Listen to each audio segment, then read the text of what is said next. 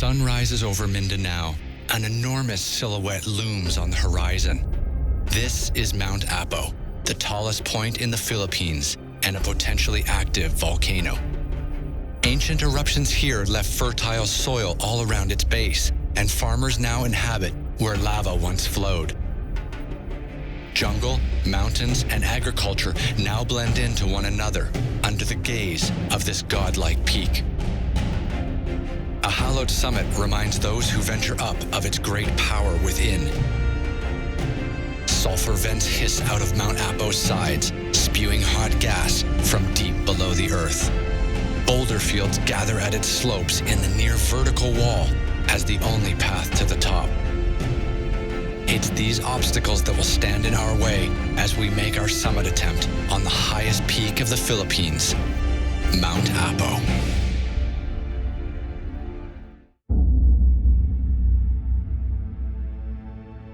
The wild world of Asia beckons.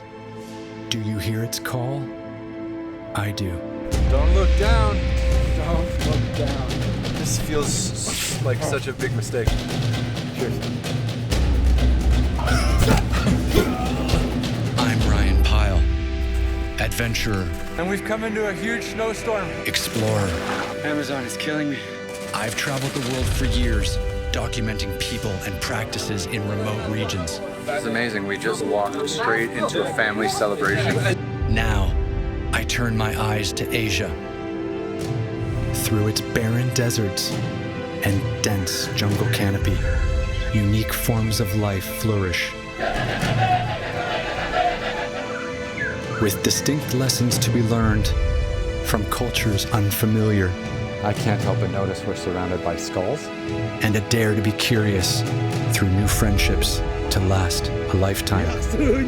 Come with me as I climb higher, seeking new perspectives and understanding of the world around me. When I walk, I'm learning. And when I walk, I'm connecting with the place. Exploring the far reaches of the East. One river, valley, mountaintop at a time. This is Expedition Asia.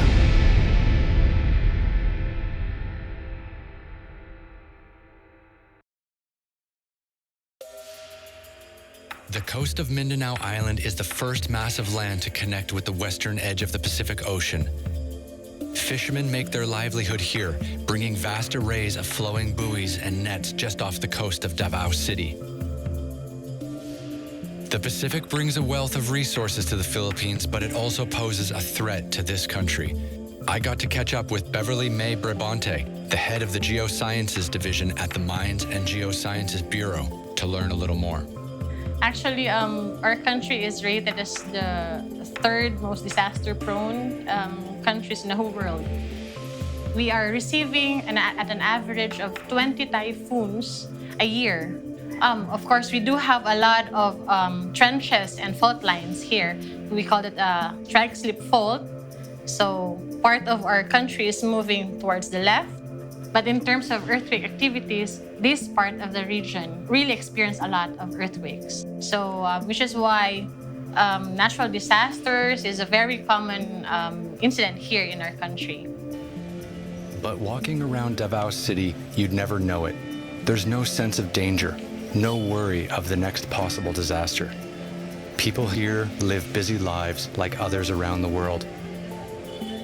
Okay, so Philippines is actually composed of a lot of islands. So we are located in what we call the Circum-Pacific Ring of Fire. So which is why we are lined up with several active and potentially active and inactive volcanoes. The Ring of Fire is responsible for about 90% of the world's earthquakes, also boasting a collection of 452 volcanoes. All but 3 of the largest recorded volcanic eruptions around the world happened here. Then we have our tallest mountain in the whole Philippines, that's Mount Apo. It's considered as one of the potentially active volcanoes. And it's Mount Apo that I'll be attempting to summit in a few days' time. This breathing, living mountain beckons from afar. Oh, if it erupts, it will probably cover a lot of cities and municipalities in the region. So for instance, here in Davao City, underlying portion of the city is part of a historical explosion of Mount Apo. So we have volcanic basalts and even pyroclastic materials that can be found in the vicinity of Davao City.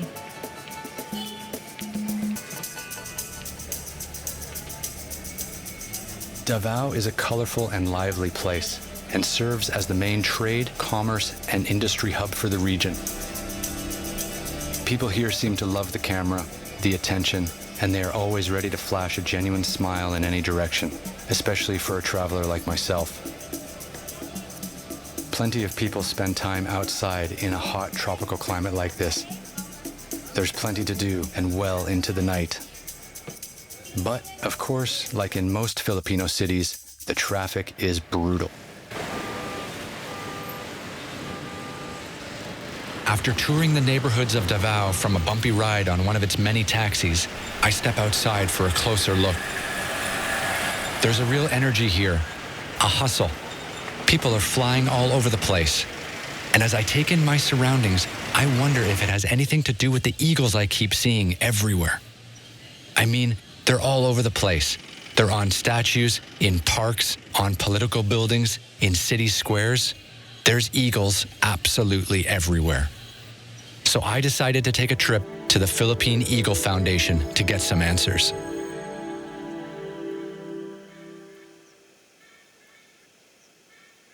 So, my name is Luana Halak, and I am an animal keeper here at the Philippine Eagle Foundation. And Sinag is one of the animals I take care of. Okay, so this here is Sinag, our Philippine eagle, our youngest Philippine eagle at our facility.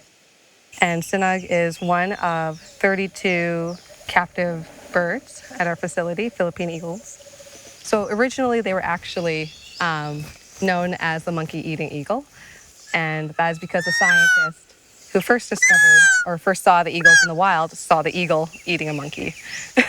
So all of our prey animals actually here at our facility are examples of their diet in the wild. So their name was coined that until there was a name change, I believe in the 60s. And then the president at that time decided, this bird is only found in the Philippines, and that is why it became our national bird. Yes. A symbol of Filipino pride and unity in a sense. Mount Apo is a primary nesting area for the Philippine eagle, high up in the trees of the volcano's wilderness, which Luana explains is under threat from human activity. Since our forest fragments are also declining here in the Philippines, they're pretty situated in those environments right now. So here at our center, we have our captive breeding division, of course, where we work with local communities to preserve not only the eagles, but their forest habitat, right? So that for future Philippine eagles, that they still have a home to consider home.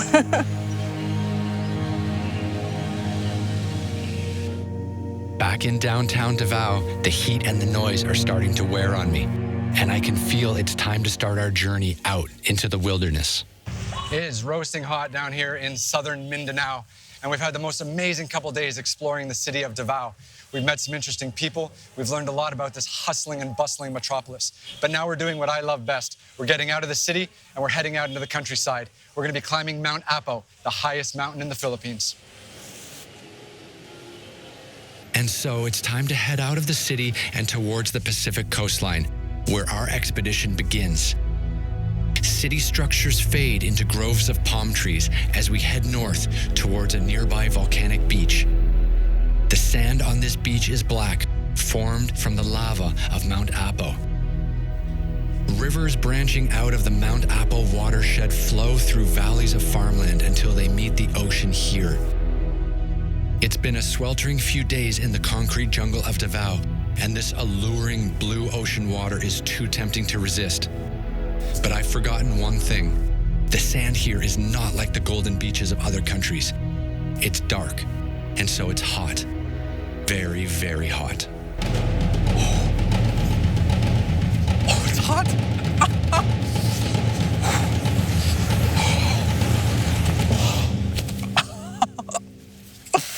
Oh my God. That is unbelievable. Oh. Okay, I gotta get from here to there. Oh. Oh.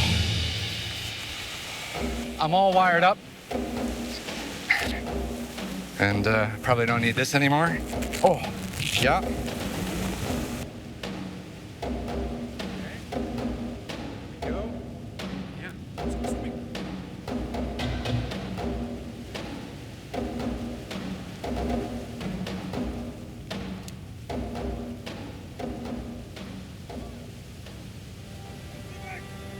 And after a quick dip, I make my way down the beach to meet Albert, our mountain guide for the journey up to Mount Apo. Albert, Hi, man. great to finally meet you. Nice to meet you too. How you doing? I'm fine. Nice to meet you. We finally made it. Yeah. In the Philippines. So where are we right now? So right now we are in Barangay Darong in Santa Cruz, municipality of Santa Cruz, in the Okay. province of Davao, sir. One of the gateway to Mount Apo. Really, the beach is the gateway. Gateway, yeah. Okay. And the good thing is you can see Mount Apo from here. So it's a very nice time to start a trek because you're gonna start from sea level up to the highest point of the country. That's amazing. Yeah. I've never done a climb or a trek where we started at sea level yeah. and then made it to the highest point in the country. And you do this all the time? Yeah. This is your home? This is my turf, man. Yeah. So, time to climb Mount Apo? Yeah, All I'll right. lead you the way. I'll follow you. Yeah, let's go. Our journey begins on the big volcanic beaches outside of Davao. Albert will lead me through the surrounding farmland into the jungles covering the foothills of Mount Apo. As the incline becomes steeper, we'll pass through the canyons of the Sulfur vents before entering the notorious Boulder Field, a huge stretch of volcanic rock that we'll have to climb through to reach the base of the summit. Our summit push will take us up the perilous 87-degree wall, a near vertical stretch of boulders, past the holy old crater lake, and finally up to the central highest peak of Mount Apo at 3,144 meters above sea level. I've climbed mountains all around the world, but never have I been able to make my way from the coastline of a country all the way to its tallest peak in one shot. You can easily spot Mount Apo from the beach, past the jungle and the farmland, towering over the rest of its parent Apo Talomo range. While it might not be one of the tallest in the world, only a fool would underestimate the journey to its summit. In fact, the first two attempts to reach the top ended in failure, and many have perished on its slopes. Most recently, hypothermia claimed the life of a young climber in 2007. Patience and planning will be essential on this expedition to keep our team safe.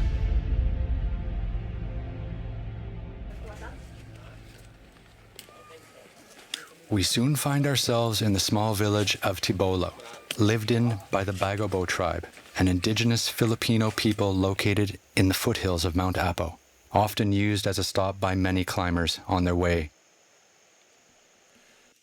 The Bagabo welcome is warm and bright, and I'm feeling so relieved to be out of the hustle of the city.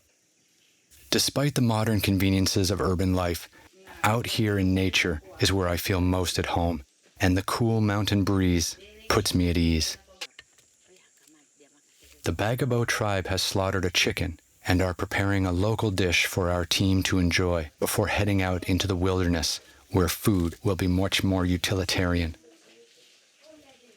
Observing the village elders prepare this dish called nulutlot is inspiring. The dish consists of chicken, lemongrass, onions, slices of turmeric, pressure cooked in a bamboo shoot and salted to taste. There's something comforting about knowing where this food comes from. All you have to do is look around the village and you can quickly spot the crops and livestock that make up this dish. Fed by water running off the mountain we'll soon climb, my connection with this place is made stronger by receiving nourishment from its people and land. And wow, does it hit the spot.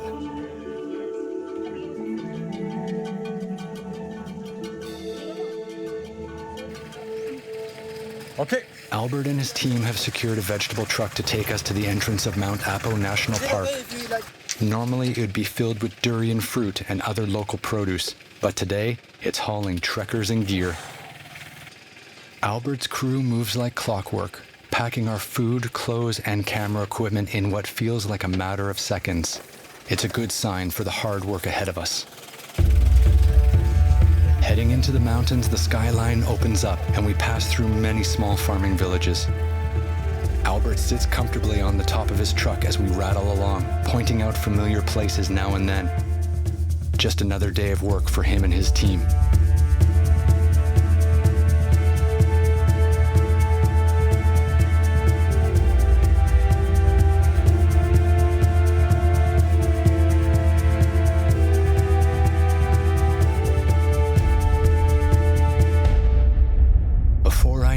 We're at the entrance to Mount Apo National Park. So this is it. This is the gate. This is the entrance to Mount Apo. And over the next few days, we're going to be working our way up the slopes and hopefully eventually making it to the summit. And so it begins. I'm hiking up out of the farmland towards the jungles of Mount Apo's base. I can only imagine what it's like in the rain. Before long, there's no need to imagine anymore.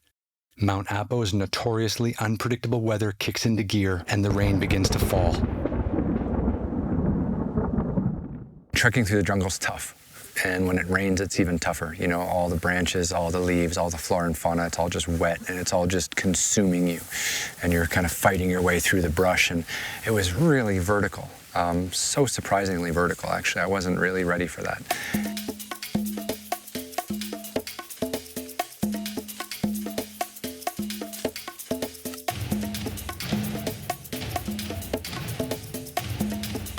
Of course, we're in a part of the world that rains a lot, and today we were struggling with rain for most of the second half of the day, and now it's just torrential rain. It rains a ton here on this mountain. That's one of the biggest challenges to climbing it. But you know what? It's just great to be here in the Philippines. It's great to be exploring this part of the world with our local Filipino team, and they are just all laughs. You know, every time we come by and say hello, they're always smiling, they're always loving it. It doesn't matter whether it's raining or what the weather condition is.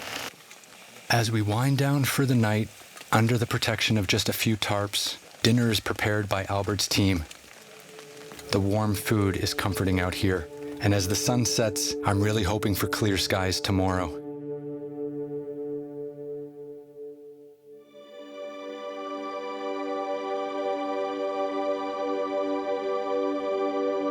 The sun rises over a quiet camp in the morning, shining through small gaps in the canopy above, highlighting the colors we missed in yesterday's rain. And soon we're off. I'm feeling so lucky today that the weather is clear because the trail is only getting steeper. Slippery roots are our only footholds. Roots I learned from a local tree species. This is a tinikaran tree. So this is endemic to this mountain. So it means like it only grows here in Mount Apo. And only in this elevation you can find these trees over here. And they grow from here up to the entrance to the Boulders part. The boulders are a key goal to reach today, but we still have plenty of jungle to take in before arriving. I'm really looking forward to today. Today we're going to be moving through the rest of the jungle. And then in a couple hours now, we're gonna get up past the tree line. And at the moment it's sunny, so we've got weather on our side, and when we get up past the tree line, we should be able to see the surrounding area, the surrounding valleys, the foothills, where we came from. And that's gonna be spectacular because, to be honest, being stuck in this jungle is great, but it's tough and you just have no visibility. So, upwards and onwards.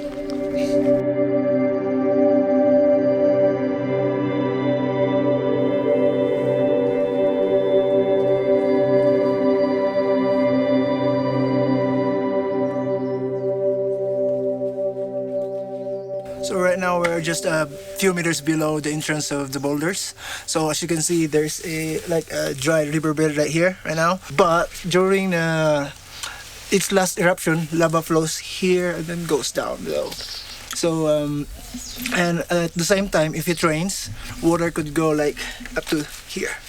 But if it happens, it's flooding down below.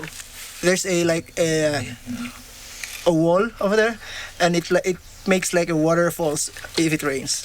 Finally, after hours of navigating through thick jungle, the trees clear for our first big view.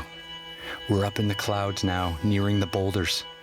More than just an exciting geological feature on this volcano, Albert explains that it also has spiritual significance to local tribes. Actually, this is one of the holy sites for the Lanahan people or the oil people. They were from the Davao tribe, Bagobo, who goes up to Mount Apo for prayers and offerings to the gods. Based on their ancestors, they used to go up here in Mount Apo, go up to the summit and make offerings and prayers for bountiful harvest. Because mostly the people that lives at the base of Mount Apo are farmers.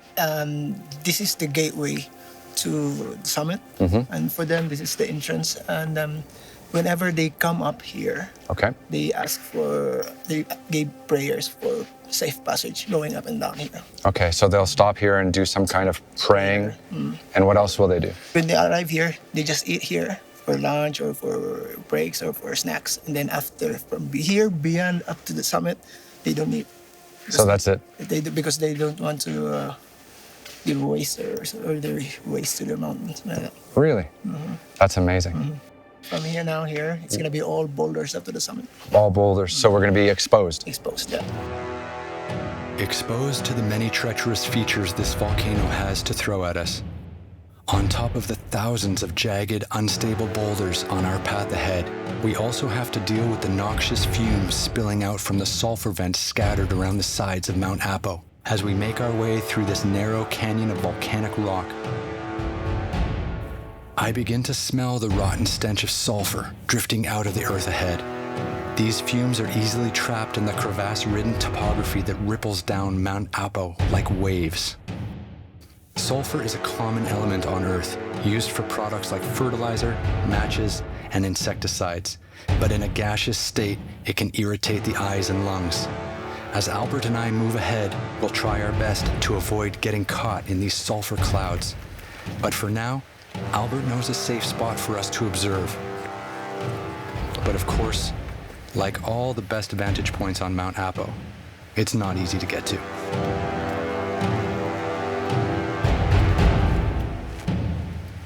Careful in there. Yeah.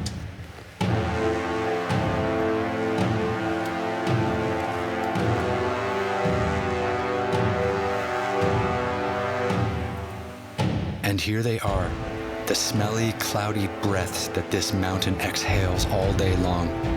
Sulfur discolors the rocks, which the gas touches and creates strange dripping stalactites that hang all around, like the ceilings of a cave. So this is like 24 hours a day? Yeah. This is one of the nearest sulfur bins that we can pass along the trail. Okay. This is evidence that Mount Apo is an active volcano. Yeah. That's crazy. Are these all over the mountain? Not all over. There are just spots where these are present. Okay. But sometimes there's like, for example, especially if there's an earthquake, there's a new vent that comes out. Oh, really? Yeah. Okay. Good to know. Yeah.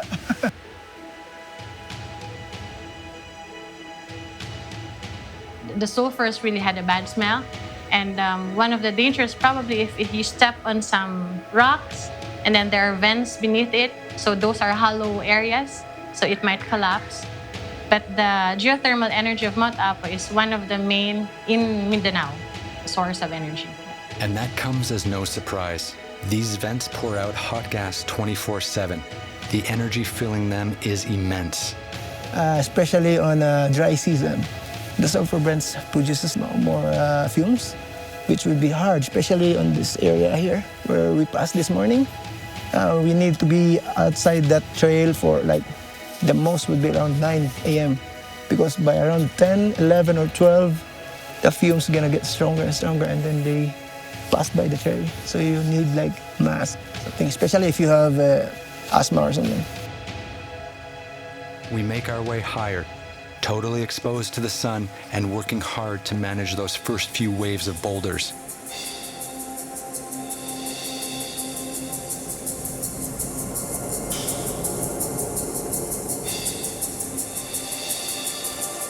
up here, my thirst is constant. And it's times like these when I'm incredibly thankful to have Albert's thorough knowledge of this mountain at my disposal.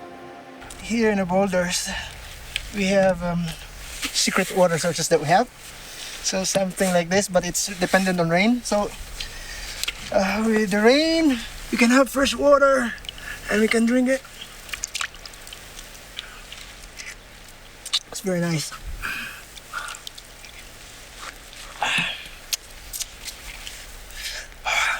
It's good.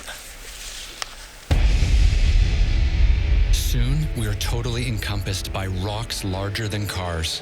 One wrong step here will certainly lead to a bloodied leg, and so I'm careful to follow Albert's steps. He moves like water over this landscape, and it's hard to keep up at times, watching my feet until I finally look out and take in the expansive view.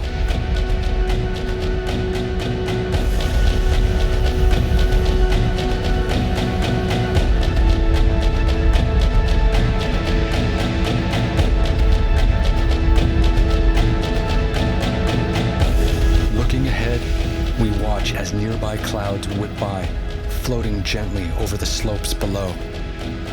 And up, high above our heads, the top of Mount Apo fully reveals itself to us. Moments like this are important, reassuring that we are getting closer and closer to our end goal. But the ascent looks nearly vertical, and I can only imagine how intense the upcoming summit push will be. If you pass by the boulders, the temperature could drop like around 8 or 4. And you're walking on it, and you cannot stop. Because when you stop, your body temperature is gonna go down. So you have to keep moving and moving, especially in the rainy season. Especially in the boulders part, where there are sheer rocks, and some rocks are loose. So you have to be careful going up and going down on it. Otherwise, your trek is gonna end up in a disaster.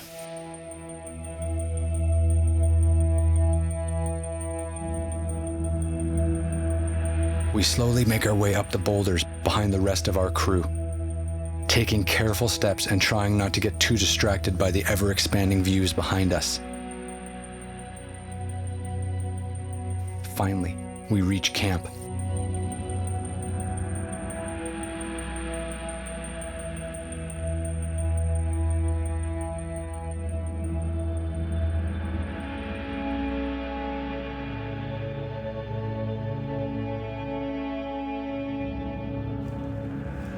Albert's team of porters and cooks are seasoned pros, and they set up camp extraordinarily fast. With the sun still high in the sky, there's plenty of time left to relax and take in our surroundings. Most of our team snacks or plays card games under the shade of tarps, rigged to boulders around the perimeter of camp. But I noticed some are paying extra attention to the bushes as well, collecting something from their stems. One of the good things in climbing Mount Apo when you reach the boulders area is these wild berries.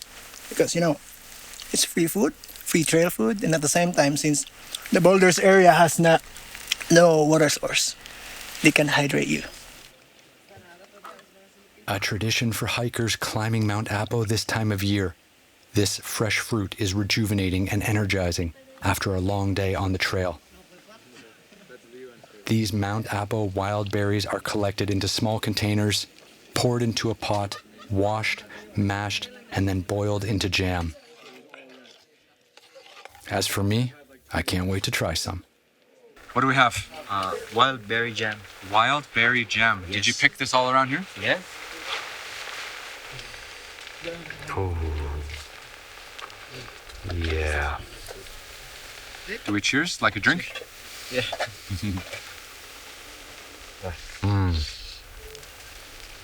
So good. Yeah. Thank you. You're welcome. And as we enjoy the mountain jams, some locals come to watch for crumbs.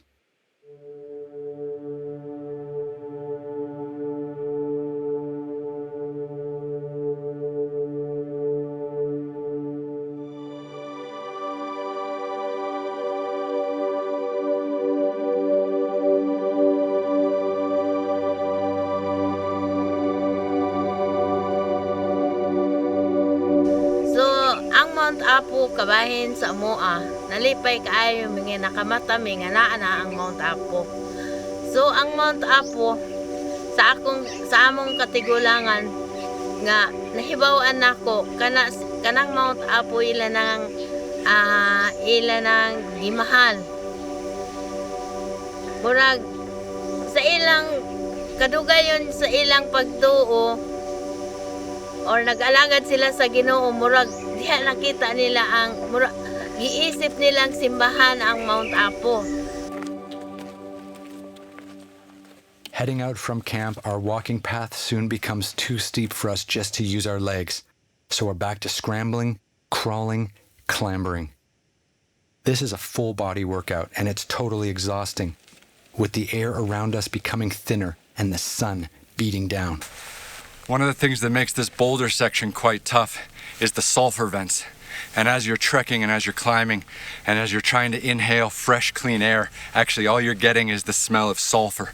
And it's just another indicator that Mount Apo is a living, breathing volcano. And it makes it quite cool. Lots more to go. I don't know where I'd be without Albert. Always ready with a helping hand. I'm super impressed by his strength and generosity. And you climb this mountain every week? Every weekend? Almost every weekend. That's awesome. The higher we climb, the more I understand Albert's eager pace. These lookouts just get bigger and bigger.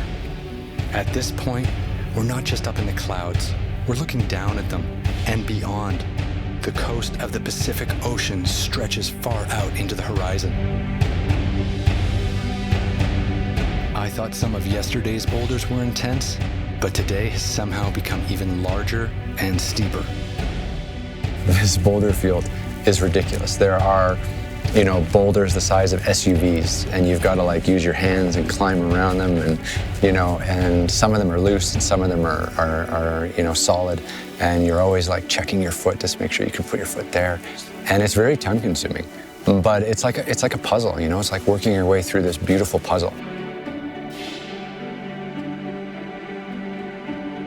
As I see them and as I have to go around them, my mind is just thinking, can you imagine the force that these volcanoes would have to push these rocks up into the air and then have them come down the sides of these mountains and then just place themselves there indefinitely until the next potential eruption. The amount of force that these volcanoes can give off is otherworldly.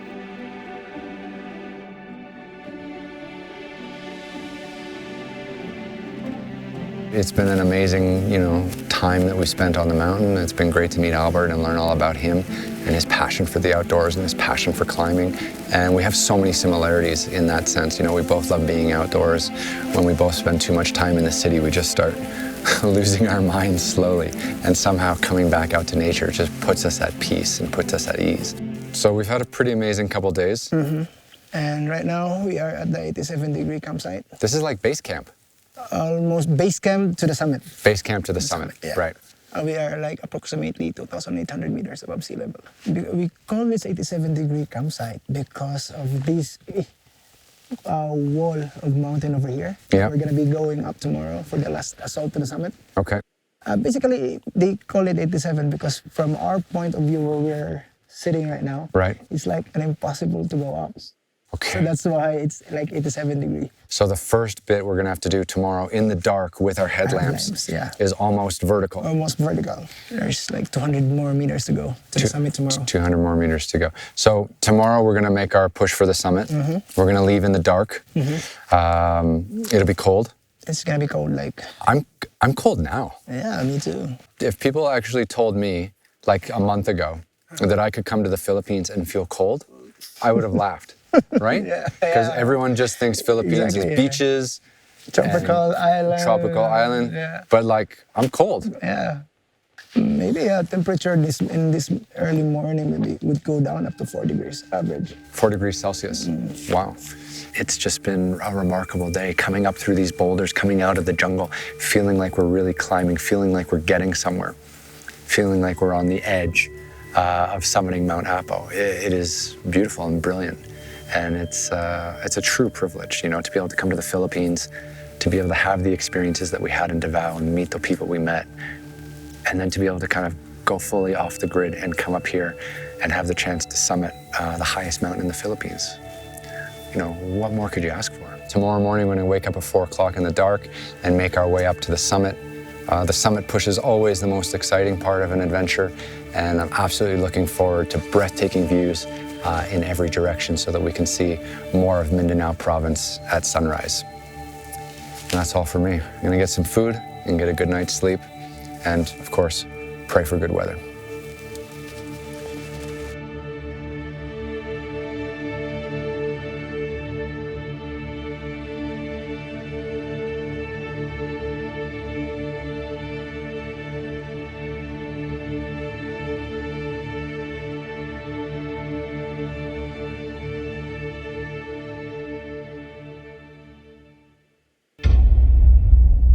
As we wake up in the early morning for our summit attempt, light from the city of Mindanao is still visible in the distance. The first leg of our journey will be climbing the 87-degree wall, a treacherous near-vertical section of the Boulders. In the dark, this section is extra dangerous, so we proceed up the wall with extreme caution. With only the moonlight and headlamps to guide us, not much is visible. Rocks and paths blend into one another, but we can just make out the summit above. And we're working our way up the 87-degree wall, which is pretty vertical. And Albert's leading me, and he says another couple hundred meters and we should be at the summit. The sun's gonna come up soon, just over my shoulder in the east, and that's gonna give us warmth and a whole new energy, and hopefully that'll kind of power us through. But until that sun comes up, it's pretty cold, and we just gotta keep on climbing.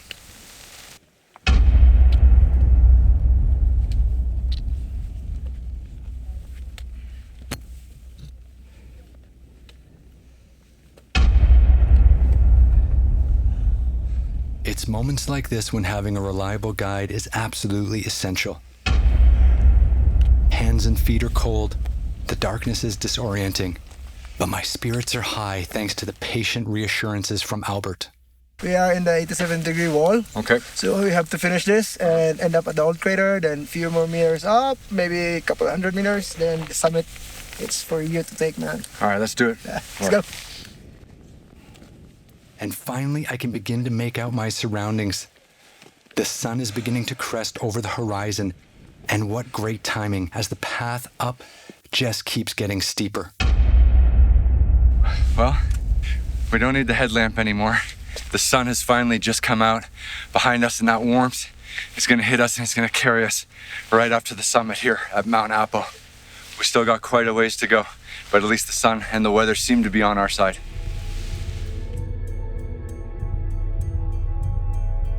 As the sunrise climbs higher along with our team, it becomes clear that this is our first big reward for the day. The amber light illuminates the boulders below in a fantastic haze, revealing the complex dimensions of what just moments ago was a blanket of darkness. And far in the distance, I can make out the silhouette of Mount Matumtum, another active volcano in Mindanao. I was feeling grateful for the increased visibility and warmth on my back, thawing out the chill from the early morning. But I just didn't expect how huge the views would be, even below the summit. Up here, nearing the peak, the views are just spectacular. The Philippines is not a very tall country when it comes to mountain heights, but you'd never know it from our vantage point this morning. I can see far and wide, watching as the jungles, farmlands, and cities wake up from my quiet perch on top of the world. All right, this is it, man. We're halfway up the 87-degree wall, which is the wall we have to climb before we can reach the summit area. Perfect weather, blue skies. It looks like Mount Apo is gonna give us the summit push that we've asked for, and it's absolutely beautiful. Still a long way to go.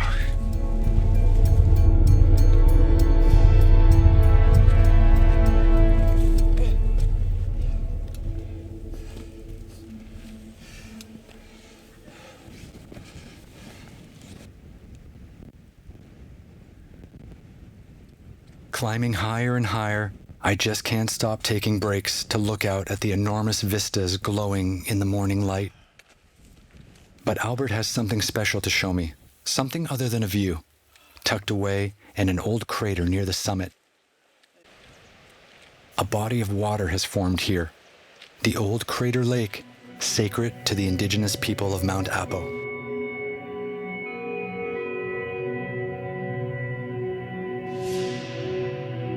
Dira man tapad mi sa may sopre. May sopre dara. Diri mi dapit banda. So sa panahon nga na ay tubig sa taas, wato mi sa taas panahon sa December.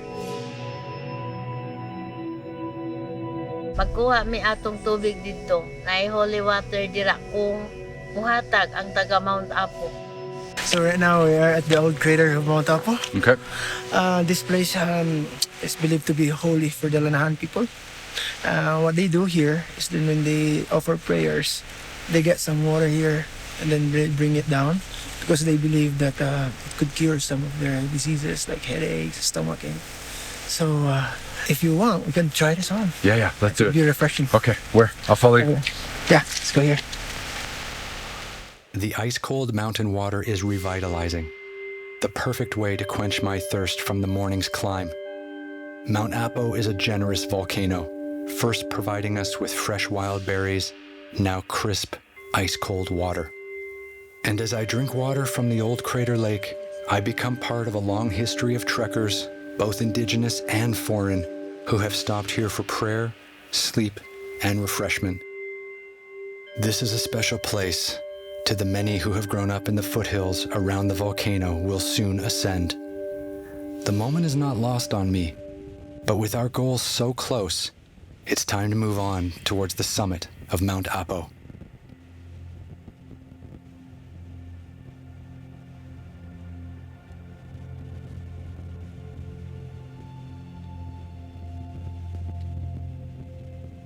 With Old Crater Lake fading into the distance below, I know we've almost made it to the top. And finally, after making our way up one more grassy ridge, we reach the first peak.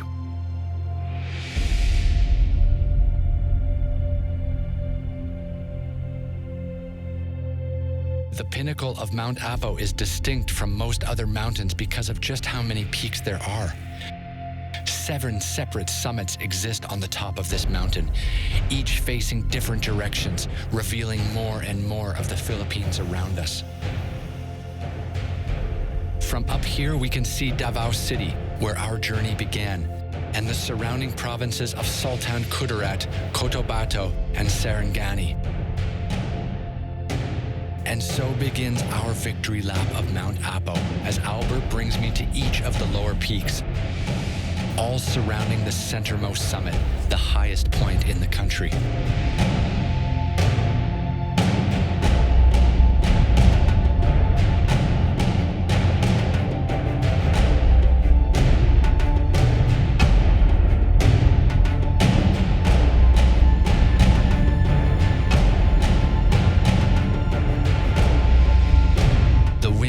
Up as we lift ourselves from the long, rocky stretch of trail separating us from the tallest central peak. And finally, we reach our destination, the highest point of both Mount Apo and the Philippines, 3,144 meters above sea level.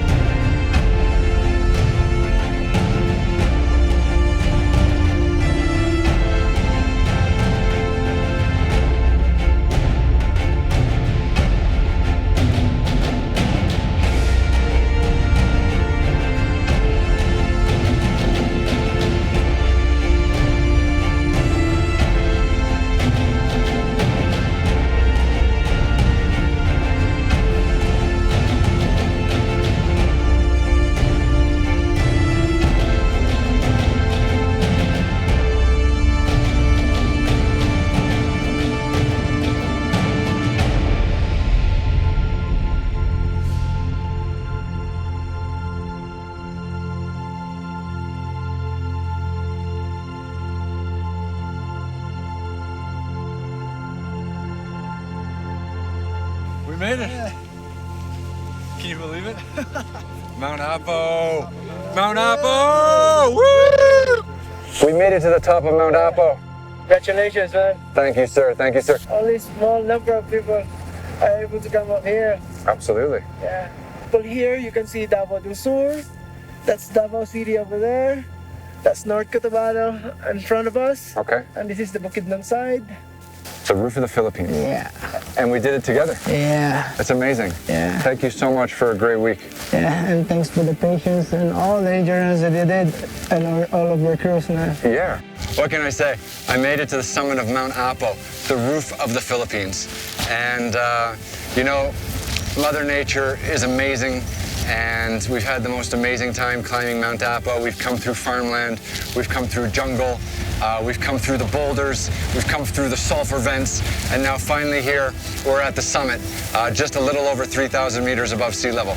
You might have to fight through the rain, you might have to go to bed wet a few nights, you might have to wake up cold in the morning, but it's moments like this where it's absolutely worth it. I'm gonna savor this moment here at Mount Apo, the summit. We made it.